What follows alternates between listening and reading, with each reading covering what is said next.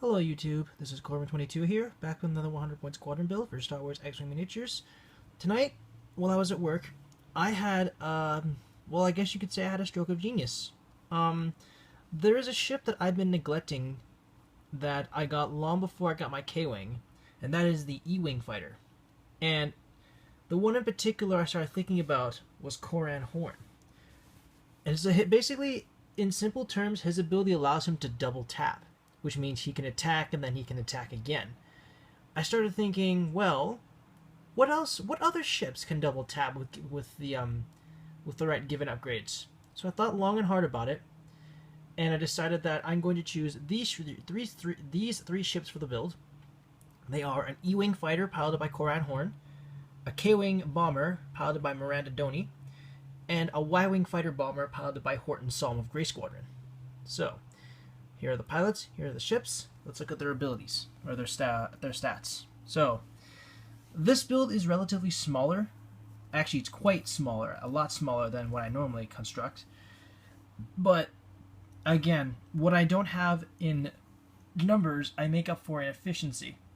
And I think that this build is a very efficient build. I honestly, I don't say this often, but I think this is probably the best build I've come up with so far.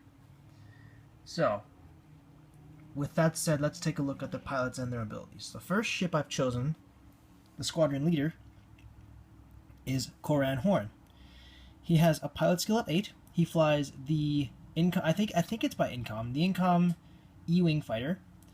He has an attack value of 3, an agility value of 3, a hull value of 2, and a shield value of 3. So basically what the E-Wing fighter does, the E-Wing combines the offensive and defensive capabilities of the X-Wing with the agility value of the A-Wing. So it's basically the X and A-Wing put together. Pretty awesome. You can take on the focus, lock-on, barrel roll, and evade actions. He costs a whopping 35 squadron points, so this is a very expensive ship to employ into your build. And he's able to be equipped with an elite pilot skill upgrade, assistance upgrade, a warhead upgrade, and an astromech upgrade. His ability states, at the start of the end phase, you may perform one attack.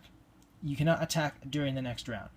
So with Corran Horn, after you perform your attack and the end phase comes along, you can attack the same ship again for a double tap, but in exchange you will not be able to attack with this ship for the next round.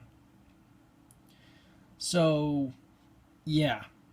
Double tapping ensures that you will destroy your enemy with one swoop.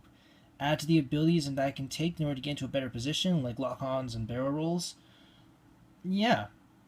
I'd say that's, Corran Horn is a very deadly ship to go up against. Now, for his only upgrade, I've decided to give him Lone Wolf. And Lone Wolf allows you, it states, when attacking or defending, if there are no other friendly ships at range 1 to 2, you may re-roll one of your blank results. So with Corran Horn, in order to take full advantage of this ability, you need to stay at range 3 of any of your allies, but also try to get in as close as you can with your attack, because your attack value may be 3, but the farther you away from your opponent, the more of they get an agility bonus if they're at range 3. So with Lone Wolf, stay at range 3 of your allies, but as close as you can to the opponent you're trying to shoot down. Take advantage of Lone Wolf's ability to allow you to reroll any of your blanks, and this applies whenever you're attacking, or when you're attacking and defending. So at the end phase, Lone Wolf applies when Corran Horn uses his ability. So yeah, further ensures Corran Horn is going to take down his opponent in one hit, in one round. Now, for the next ship I've chosen Horton Salm of Grey Squadron.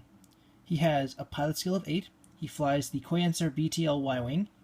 He has an attack value of 2, an agility value of 1, a hull value of 5, and a shield value of 3. He can take on the focus and lock-on actions, costs 25 squadron points. He's able to take on a turret upgrade, 2 warheads, and an astromech. His ability states, when attacking at range 2 to 3, you may reroll any of your blank results. So again, with Horton Salm, you want to stay at range 2 to 3 at all times, because any blank results you get, you can pretty much re-roll and get a second chance at.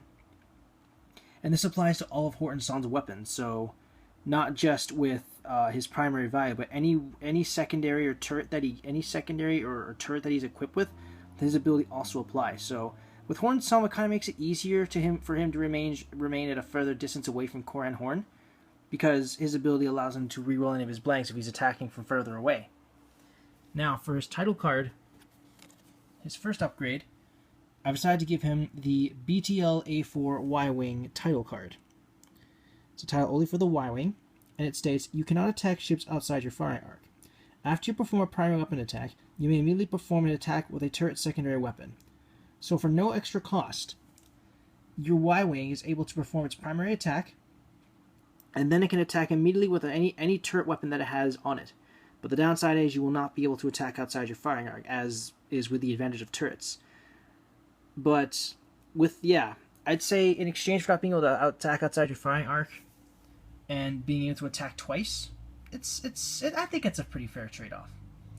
Now for his turret, I've given him a blaster turret. It has an attack value of 3 and can be used at range 1 to 2. And it states, spend 1 focus token to perform this attack against 1 ship, even outside your firing arc. So again, with the BTL A4 upgrade, the outside your firing arc bit is kind of cancelled out. But for an added attack value of 3, combined with Horton's attack value of 2, that basically means you have basically can roll 5 dice. So you attack with your primary first, and then you can attack immediately after with your blaster turret by spending a focus in order to do so. And added damage from both Corran, and Horton Salm.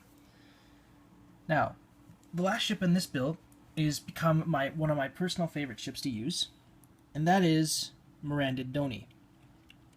She has a pilot skill of 8. She flies the K-Wing bomber.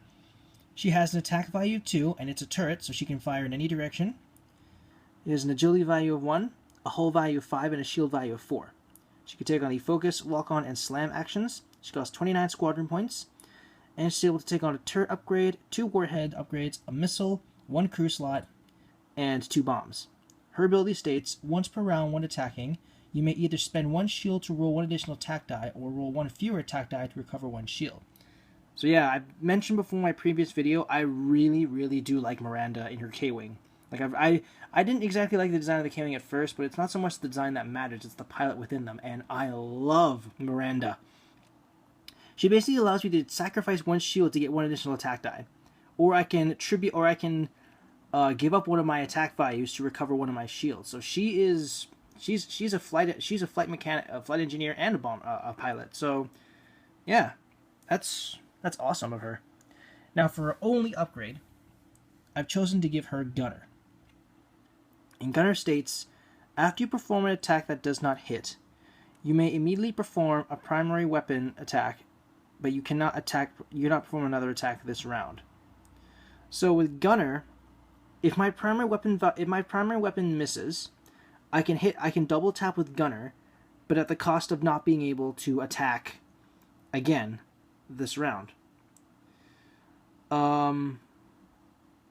But yeah, so that's pretty much it. That's the only these are the upgrades I've given them. So I'm going to call this. This is going to be. I'm going to call this my double tap build. And I'd say the build's strengths are the fact that they can all attack twice, all on the same turn. Corran Horn allows him to attack once and then attack again at the end phase, but he won't be able to attack the next round. Horton Salm, thanks to his BTL A4 Y-Wing title card, can attack with his primary and then immediately after attack with his blaster turret, provided he has a focus token. And then with Miranda, she can attack with her primary weapon value and with the added option of spending a shield to get transferring 1 shield over to her attack value, and then if she misses, she gets that same attack value with Gunner.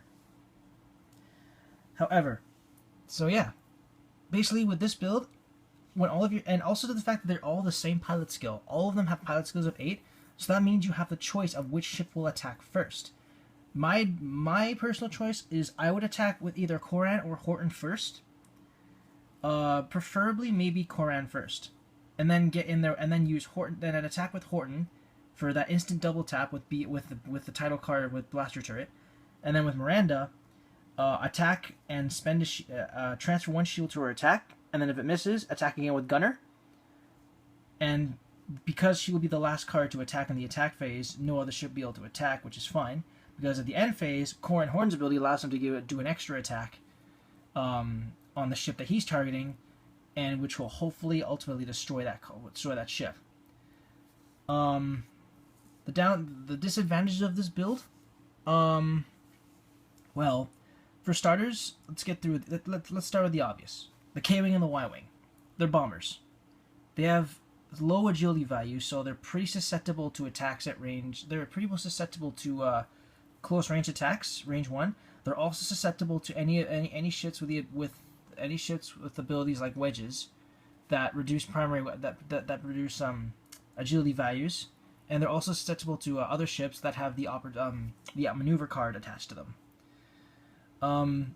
Another thing I should point out, another potential weakness of this build.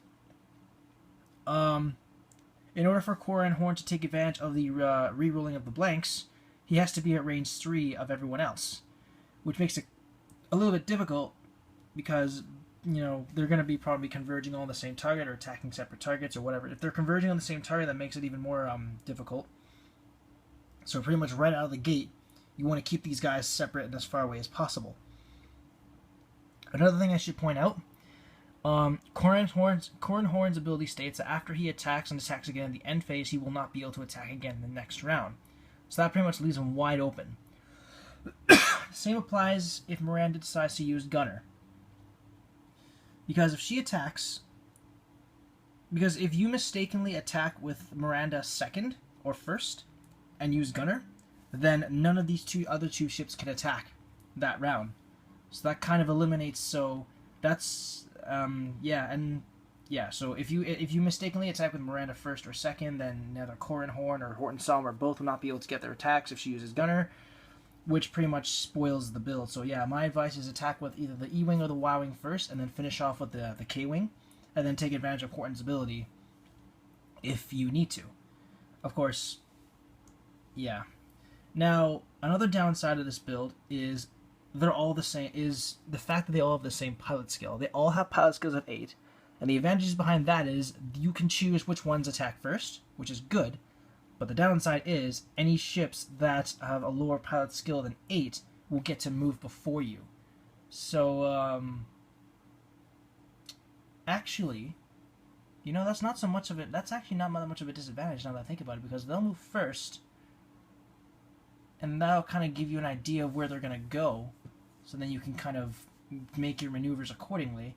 Add to the fact that Miranda can perform a slam, but of course that means she won't be able to attack. And at least get her into a better position for the next round. Yeah, actually, the whole pilot skill of 8 thing isn't really that much of a disadvantage. I mean, the only advantage I can see behind it is that they'll all be able to attack at the same time, and you can choose which ones attack first, provided you have initiative. So yeah, this is my double tap build.